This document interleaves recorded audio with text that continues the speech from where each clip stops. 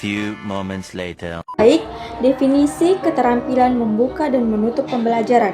Keterampilan membuka pembelajaran merujuk pada cara pendidik memulai sebuah sesi pembelajaran atau pelajaran. Ini melibatkan langkah-langkah untuk membangkitkan minat, perhatian, dan keterlibatan siswa. Membuka pembelajaran ini dapat dilakukan dengan berbagai cara. Itu pertama, pengenalan topik. Yang kedua, pertanyaan memikat. Yang ketiga, cerita pendek. Yang keempat, aktivitas awal yang relevan untuk konten pembelajaran. Nah, adapun keterampilan menutup pembelajarannya adalah cara pendidik mengakhiri sebuah sesi pembelajaran. Tujuannya adalah untuk mengkonsolidasikan pemahaman siswa terhadap materi yang telah diajarkan, merangkum poin-poin kunci, dan memberikan kesempatan pertanyaan atau refleksi kepada siswa. Dan menutup pembelajaran bisa melibatkan ringkasan, pertanyaan penutup atau evaluasi, atau tugas yang harus diselesaikan oleh siswa sebagai tindak lanjut. Baik, selanjutnya beberapa tujuan utama dari membuka dan menutup pembelajaran. Membuka pembelajaran itu yang pertama, memotivasi siswa. Tujuan pertama dari membuka pelajaran ini adalah untuk memotivasi siswa agar tertarik dan bersemangat dalam proses pembelajaran. Yang kedua, menetapkan tujuan pembelajaran. Guru dapat mengkomunikasikan apa yang akan dipelajari oleh siswa selama sesi pembelajaran. Yang ketiga, membangun hubungan. Nah, membuka dengan ramah dan menghormati siswa dapat membantu membangun hubungan yang positif antara guru dan siswa. Yang keempat, aktivitas pengetahuan sebelumnya. Mengaktifkan pengetahuan sebelumnya siswa tentang topik yang akan dibahas dan dapat membantu membangun pemahaman yang lebih baik. Nah, tujuan dari menutup pembelajaran itu yang pertama, mengevaluasi pemahaman. Tujuan penutupan pembelajaran adalah untuk mengevaluasi sejauh mana siswa telah memahami materi yang diajarkan. Yang kedua, meresume pembelajaran. Guru dapat merangkum poin-poin atau kata kunci yang telah diajarkan selama sesi pembelajaran. Yang ketiga, memberikan umpan balik. Guru dapat memberikan umpan balik kepada siswa tentang kinerja mereka dalam sesi pembelajaran. Dan terakhir itu merencanakan tugas berikutnya. Guru dapat memberikan petunjuk tentang tugas atau pekerjaan rumah yang akan diberikan kepada siswa sebagai tindak lanjut dari pembelajaran hari ini. Adapun beberapa prinsip-prinsip dasar yang dapat membantu dalam keterampilan membuka pembelajaran adalah prinsip yang pertama itu tujuan pembelajaran yang jelas. Mulailah dengan menyampaikan tugas pembelajaran yang secara jelas kepada siswa dan mereka perlu apa yang akan dipelajari dan mengapa itu penting. Yang kedua itu motivasi. Membuat pembukaan yang menarik dan relevan untuk memotivasi siswa dan lebih baik menggunakan cerita atau pertanyaan atau ilustrasi yang dapat memicu minat mereka. Yang ketiga itu aktivitas pendahuluan. Sebaiknya menyisipkan aktivitas atau pertanyaan pendahuluan yang mengaitkan materi pembelajaran dengan pengalaman atau pengetahuan sebelumnya. Konteks yang keempat itu konteks pembelajaran, menjelaskan konteks di mana materi yang akan diajarkan dan bagaimana itu relevan dalam kehidupan sehari-hari siswa. Adapun prinsip menutup pembelajarannya itu satu, ringkasan materi, membuat ringkasan singkat dari apa yang telah dipelajari selama sesi pembelajaran. Ini membantu siswa mereview informasi lain. Yang kedua itu evaluasi pembelajaran dengan menggunakan alat evaluasi seperti pertanyaan, kuis, atau diskusi untuk mengukur pemahaman siswa terhadap materi yang diajarkan. Ketiga itu relevansi atau keterkaitan dengan menekankan kembali bagaimana materi tersebut relevan dalam kehidupan sehari-hari siswa atau bagaimana dapat digunakan di masa depan. Yang keempat itu pemberian tugas atau pekerjaan rumah. Pemberian tugas atau pekerjaan rumah yang berkaitan dengan materi untuk memberikan pemahaman siswa, untuk memberikan pemahaman atau penguatan kepada materi yang telah diajarkan. Yang terakhir itu yaitu kesempatan bertanya. Dengan memberikan kesempatan bertanya kepada siswa untuk mengajukan pertanyaan atau klarifikasi terkait materi yang telah diajarkan. Seperti itulah prinsip-prinsip dari membuka dan menutup pembelajaran. Selanjutnya, komponen keterampilan membuka dan menutup pembelajaran. Keterampilan membuka pembelajaran itu salah satu komponennya yaitu pendahuluan, memperkenalkan diri dan tujuan pembelajaran. Yang kedua, tema atau konteks, menginformasikan kepada siswa tentang topik atau konteks yang akan dipelajari. Yang ketiga, aktivitas pemanasan, melibatkan siswa dengan pertanyaan atau aktivitas yang merangsang pemikiran mereka terkait topik yang akan dipelajari. Yang keempat itu tujuan pembelajaran, menyampaikan tujuan yang ingin dicapai oleh siswa selama pembelajaran. Yang kelima itu pengantar materi, memberikan gambaran singkat tentang materi yang akan dipelajari. Adapun komponen menutup pembelajaran yaitu pertama ringkasan, merangkum poin-poin kunci yang telah dipelajari dalam sesi pembelajaran. Yang kedua itu pertanyaan refleksi, mengajukan pertanyaan kepada siswa untuk merangsang pemikiran reflektif tentang pembelajaran yang telah dilakukan. Yang ketiga itu tugas atau pelekat, memberikan tugas atau pelekat yang dapat dilakukan siswa di luar kelas untuk memperkuat pemahaman mereka.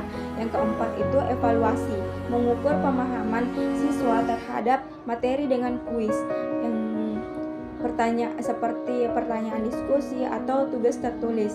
Yang terakhir itu ucapan terima kasih kepada siswa atas partisipasi mereka dan memberikan dorongan positif. Saya, Selvira Indrayanti, akan membahas mengenai keterampilan mengajar diskusi kelompok kecil. Nah, pertama-tama kita harus mengetahui terlebih dahulu apa itu diskusi kelompok. Nah, definisi dari diskusi kelompok merupakan strategi yang memungkinkan peserta didik menguasai suatu konsep atau memecahkan suatu permasalahan melalui satu proses yang memberi kesempatan untuk berpikir, berinteraksi sosial, serta berlatih bersikap positif. Dengan demikian, diskusi kelompok itu dapat meningkatkan kreativitas peserta didik serta membina kemampuan berkomunikasi, termasuk di dalamnya keterampilan berbahasa dan berbicara dengan orang lain. Nah, diskusi kelompok kecil adalah suatu proses belajar yang dilakukan dalam kerjasama kelompok yang bertujuan memecahkan suatu permasalahan, mengkaji konsep, prinsip, atau kelompok tertentu. Untuk itu, pendidik memiliki peran yang sangat penting sebagai pembimbing agar proses diskusi dapat berlangsung sesuai dengan tujuan belajar. Nah, kita beralih ke tujuan keterampilan mengajar diskusi kelompok kecil. Tujuan utama dari diskusi kelompok kecil yaitu pertama, mendorong peserta didik untuk berpartisipasi aktif dalam pembelajaran. Karena dengan melibatkan peserta didik dalam diskusi, mereka itu memiliki kesempatan untuk saling berbagi pemikiran, pengalaman, dan pendapat mereka sendiri. Kedua, diskusi kelompok kecil memungkinkan peserta didik untuk mendapatkan pemahaman yang lebih mendalam tentang topik yang sedang dibahas. Karena melalui interaksi dengan anggota kelompok lainnya, peserta didik dapat memperoleh sudut pandang yang baru, memperluas pengetahuan mereka, dan mengembangkan keterampilan berpikir kritis. Ketiga, diskusi kelompok kecil membantu peserta didik dalam mengembangkan keterampilan berkomunikasi yang efektif. Mengapa demikian? Karena mereka belajar untuk menyampaikan pendapat mereka dengan jelas, mendengarkan dengan baik, dan merespons dengan tepat terhadap pendapat orang lain. Hal ini juga membantu mereka dalam membangun hubungan sosial yang sehat dan saling menghormati.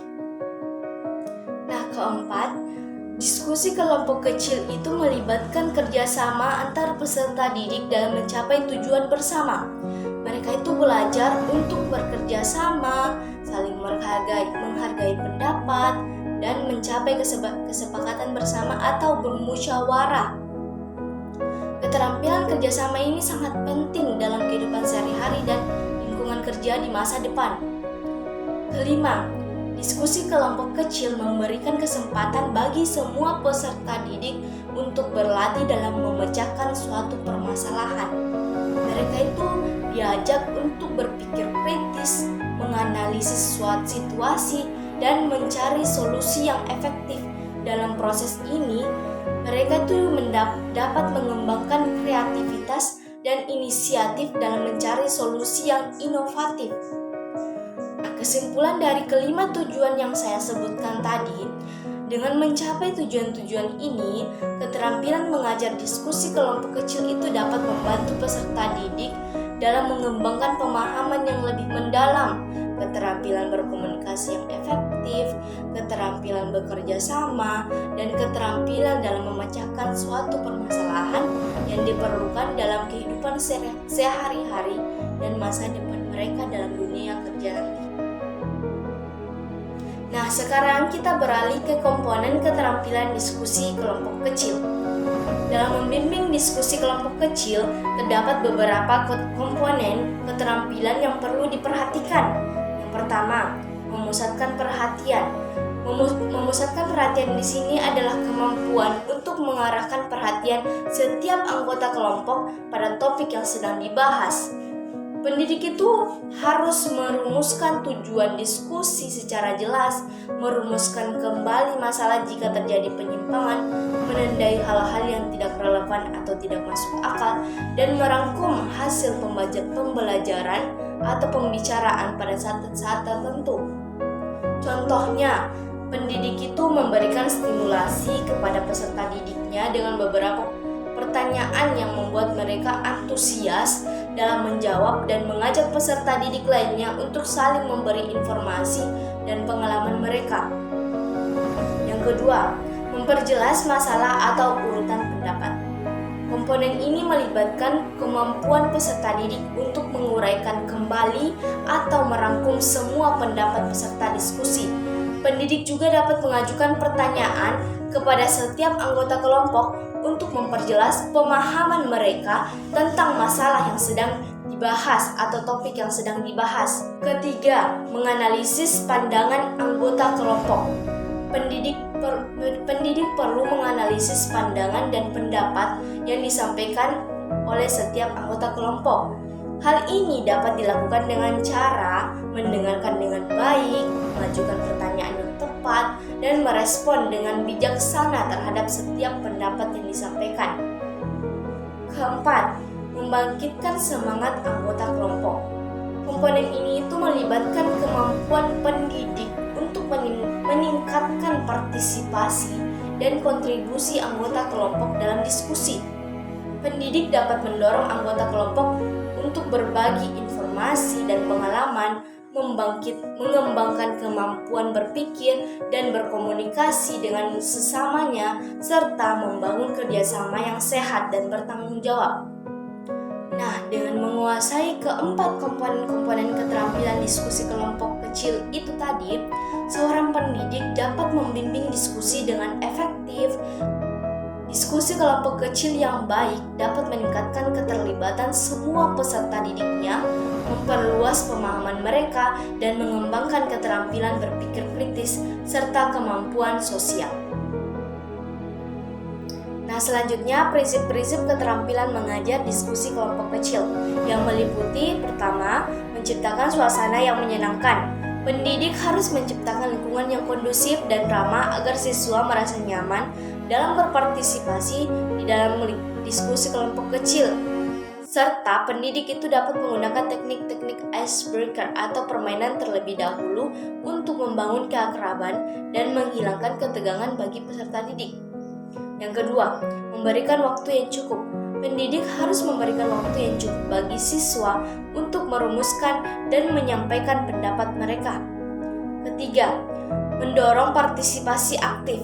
Pendidik harus mendorong setiap anggota kelompoknya untuk berpartisipasi aktif dalam diskusi seperti memberikan pertanyaan terbuka yang memicu pemikiran kritis dan diskusi yang mendalam. Keempat, mendengarkan dengan baik. Pendidik harus mendengarkan dengan seksama apa yang dikatakan oleh setiap anggota kelompok dengan cara mendengarkan dengan seksama setiap jawaban yang disampaikan oleh peserta didik dan memberikan umpan balik yang konstruktif. Kelima, mengarahkan diskusi. Pendidik harus mengarahkan diskusi agar tetap fokus pada topik yang dibahas. Pendidik bisa menggunakan pertanyaan-pertanyaan yang relevan untuk memandu siswa atau peserta didik dalam memperluas pemahaman mereka. Nah, sekian dari saya tentang keterampilan mengajar diskusi kelompok kecil. Saya berikan kesempatan untuk pemateri selanjutnya.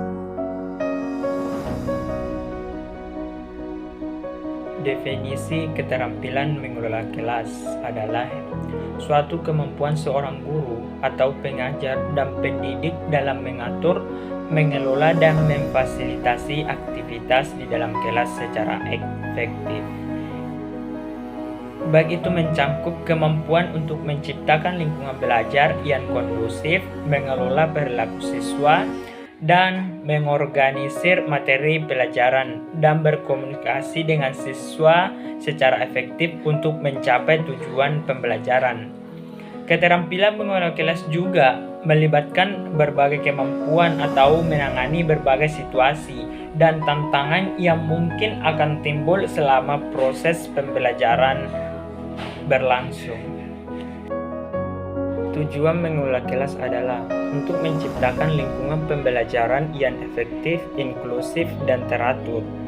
Ada beberapa tujuan utama yang meliputi yang pertama itu meningkatkan pembelajaran.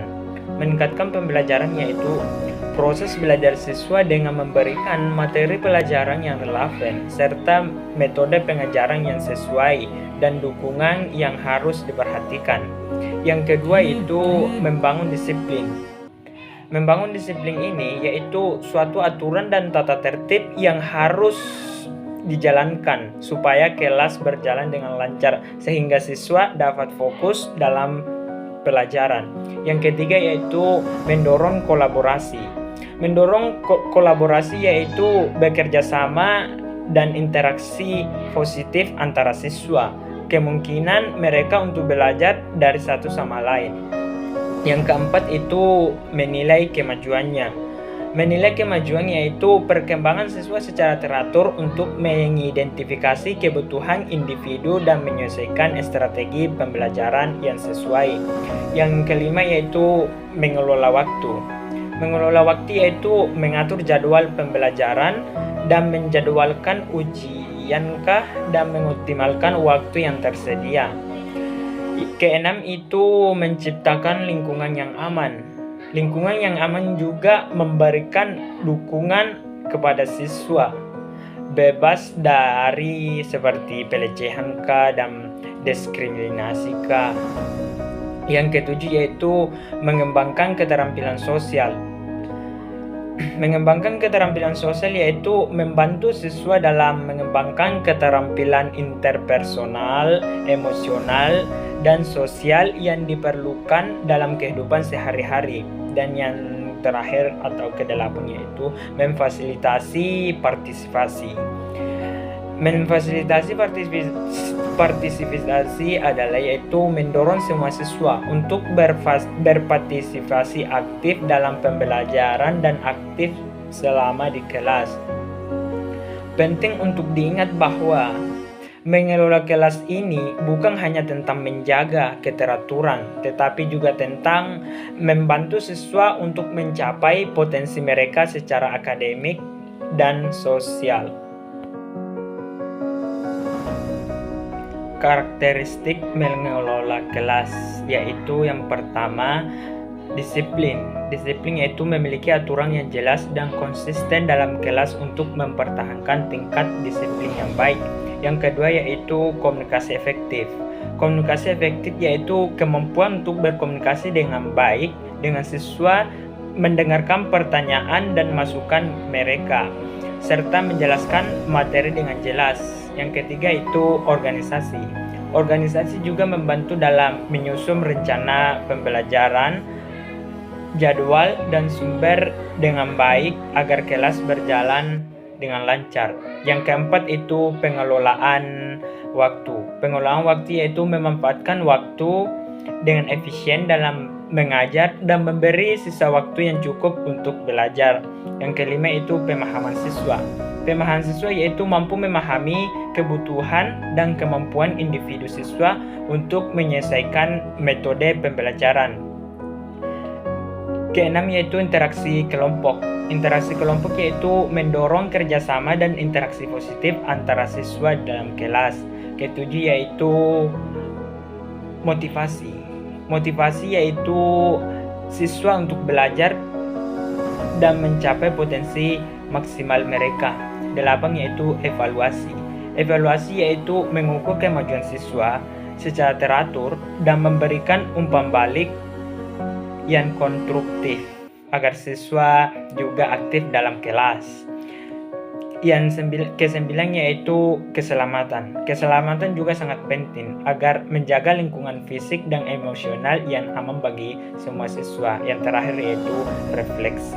Refleksi juga ini melakukan evaluasi diri untuk terus memperbaiki kemampuan mengelola kelas. Karakteristik ini membantu menciptakan lingkungan belajar yang produktif dan positif bagi siswa. Cara mengelola kelas dengan baik, yaitu yang pertama, rencanakan dengan matang, yaitu buat rencana pelajaran yang terstruktur dengan tujuan pembelajaran yang jelas, dan tetapkan rencana target yang ingin dicapai dalam tujuan pembelajaran atau setiap pembelajaran. Yang kedua itu buat aturan dan harapan, yaitu tetapkan aturan kelas yang jelas dan sampaikan kepada siswa, serta jelaskan harapan Anda terhadap perilaku dan kinerja mereka. Yang ketiga itu kenali siswa Anda.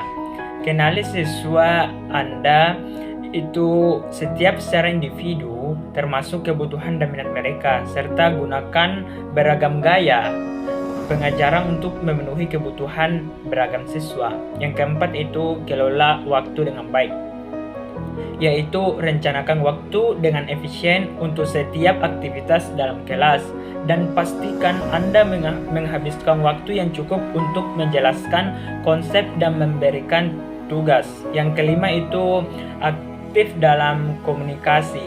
Aktif dalam komunikasi, yaitu berkomunikasi dengan siswa secara terbuka dan mendengarkan masukan mereka, serta selalu tersedia untuk pertanyaan dan bimbingan tambahan. Keenam itu gunakan teknologi. Gunakan teknologi ini sangat berarti atau berguna.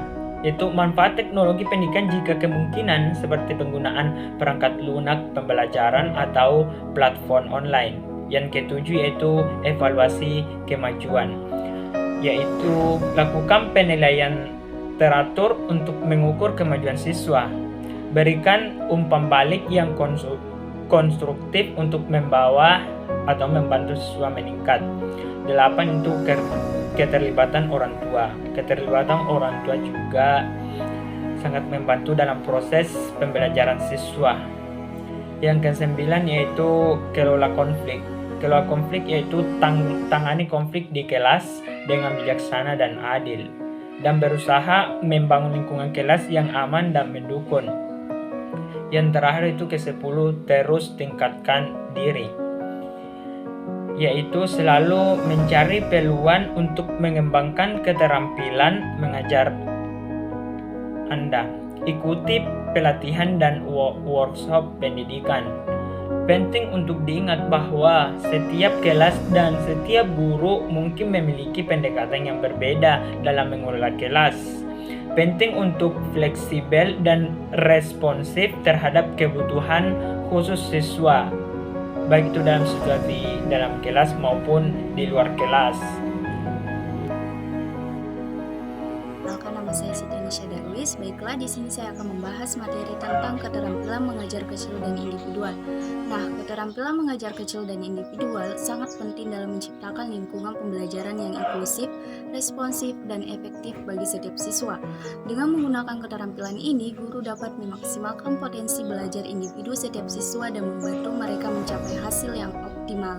Adapun tujuan keterampilan mengajar kecil dan individual adalah sebagai berikut. Yang pertama, menyesuaikan pembelajaran dengan kebutuhan dan kemampuan individu siswa. Tujuan utama dari keterampilan mengajar kecil dan individual adalah untuk memastikan bahwa setiap siswa menerima pengajaran yang disesuaikan dengan kebutuhan, minat, dan kemampuannya. Dan yang kedua, meningkatkan keterlibatan dan motivasi siswa. Dengan memberikan perhatian yang lebih intensif kepada setiap siswa, kemampuan mengajar kecil dan individual dapat meningkatkan keterlibatan dan motivasi dalam pembelajaran. Yang ketiga, meningkatkan pemahaman dan penguasaan materi. Dengan menyajikan materi secara jelas dan menyesuaikan dengan kebutuhan siswa, keterampilan mengajar kecil dan individual mendapat siswa memahami dan menguasai materi yang lebih baik. Dan yang keempat, memfasilitasi perkembangan individu siswa. Keterampilan mengajar kecil dan individual bertujuan untuk mendukung perkembangan individu setiap siswa. Adapun komponen keterampilan mengajar kecil dan individual. Yang pertama, memahami kebutuhan individu siswa. Guru harus memiliki pemahaman yang mendalam tentang kebutuhan dan kemampuan siswa secara individu. Yang kedua, menyesuaikan strategi pengajaran. Berdasarkan pemahaman tentang kebutuhan individu siswa, guru perlu menyesuaikan strategi pengajaran seperti metode pembelajaran, pendekatan, dan bahan ajar yang digunakan. Yang ketiga, mengelola kelompok kecil atau sesi pembelajaran individual. Guru perlu memiliki keterampilan dalam mengelola kelompok kecil atau sesi pembelajaran individual. Adapun prinsip-prinsip keterampilan mengajar kecil dan individual, yang pertama, keanekaragaman. Prinsip ini mengakui bahwa setiap siswa memiliki keunikan, kebutuhan, minat, dan gaya belajar yang berbeda. Yang kedua, inklusivitas. Prinsip ini menekankan pentingnya menciptakan lingkungan pembelajaran yang inklusif, di mana semua siswa merasa diterima, dihargai, dan diakui. Yang ketiga, responsivitas. Guru perlu responsif terhadap kebutuhan dan kemampuan siswa secara individu.